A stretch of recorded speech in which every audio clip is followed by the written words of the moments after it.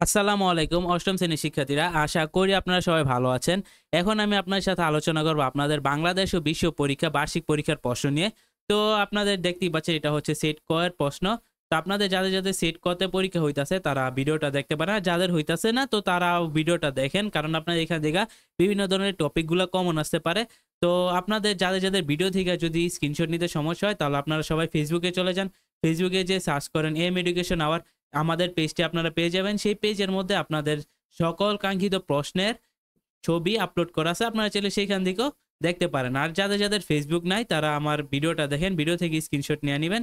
তো এই হচ্ছে আপনাদের যে ১ নাম্বার প্রশ্ন। আর বলে যে আপনারা এগুলোর উত্তর কোথায় পাবেন? তো অনেক উত্তরের জন্য বলেন। উত্তর আপনারা আপনাদের গাইডের একটু কষ্ট করে অধ্যায় খুঁজলে আপনারা এগুলোর উত্তরগুলো পেয়ে যাবেন। আপনারা যাদের পাঞ্জেরি অনুপম লেকচার গাইড আছে সবাই সবার গাইডের মধ্যে এগুলোর উত্তর অবশ্যই খুঁজে পেয়ে যাবেন। দেখেন আপনারা ভিডিও থেকে স্ক্রিনশট নিয়ে নিন। এই হচ্ছে ৪ নাম্বার।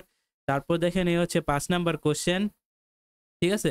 তারপরে হচ্ছে ৬ নাম্বার কোয়েশ্চেন, তারপরে দেখেন ৭ নাম্বার, তারপর দেখেন এই যে ৮ নাম্বার। তো আমি ভিডিওটা আস্তে, আস্তে স্ক্রল করতেছি যেন আপনাদের জন্য সুবিধা হয়। আচ্ছা, তারপর দেখেন আপনাদের সংক্ষিপ্ত প্রশ্নগুলো দেয়া আছে। আমি যদি আপনাদের সাথে সংক্ষিপ্ত প্রশ্নগুলো একটু পড়ে দেই। গ্রামীণ পরিবেশে বেড়ে ওঠা শিশুরা কি, কি গুণাবলী অর্জন করে? তথ্য যোগাযোগ প্রযুক্তি বলতে কি বুঝো? অতীতে গারোদের প্রধান দেবতার নাম কি ছিল? তারা কিভাবে ধর্মীয় অনুষ্ঠান পালন করত? বাংলাদেশ কিভাবে সাঁওতালদের আগমন ঘটে? এছাড়া আর কোথায় সাঁওতালদের বসবাস রয়েছে? কিশোর-কিশোরীদের মাদকাসক্ত হওয়ার ২ টি কারণ। মাদকাসক্তি প্রতিরোধ করতে শিক্ষা প্রতিষ্ঠান ও বিভিন্ন ধর্মীয় প্রতিষ্ঠান কি, কি পদক্ষেপ গ্রহণ করতে পারে বলে মনে করো?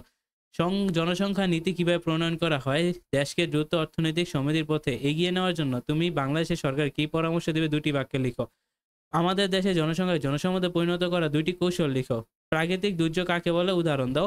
২০১১ সালে ১৮ই সেপ্টেম্বর সংঘটিত প্রাকৃতিক দুর্যোগে সারা বাংলাদেশ কেঁপে ওঠে। উক্ত প্রাকৃতিক দুর্যোগের নাম কি? বর্তমানে বাংলাদেশের কোন, কোন অঞ্চল উক্ত দুর্যোগের ঝুঁকিতে রয়েছে? প্রাকৃতিক অনেকে বিলুপ্তর পথ হওয়ার কারণ কি ব্যাখ্যা করো? পাট শিল্পে ২ টি অর্থনৈতিক গুরুত্ব লেখো। একটি সংস্থা বিশ্বব্যাপী জাতিসংঘের উন্নয়ন কর্মকাণ্ড বাস্তবায়ন তদারকি করে। উক্ত সংস্থাটির নাম কি? কত সাল থেকে বাংলাদেশের উন্নয়নে সাহায্য করে? FAO এর প্রধান লক্ষ্য কি? ব্যাখ্যা করো। ঠিক আছে?